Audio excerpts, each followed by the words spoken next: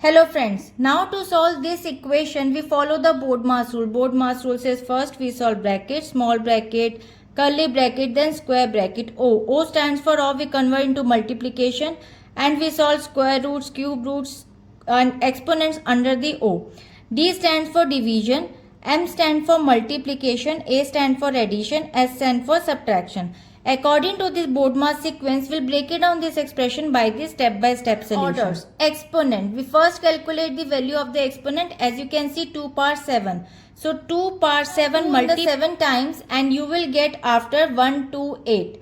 According to this step, in BODMAS orders, powers and roots must be simplified before moving to the multiplication or addition. Now step 2 of percentage and multiplication. Now we calculate of portions which functions as a multiplication. Now first 20% of is equal to 0.2 multiplied by 128 equals to 25.6. Now term 2, second percentage, 40% of 64.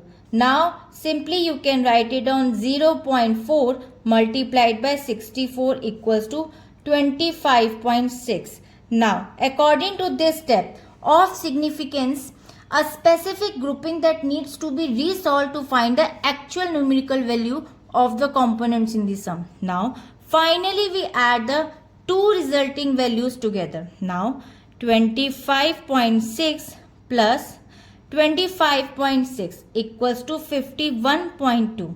Now, according to this step, addition is the one of the final step in BODMAS and providing the total value of the left hand side of the equation. Now, can be rearranged like question mark equals to 20% of 2 power 7 plus 40% of 64.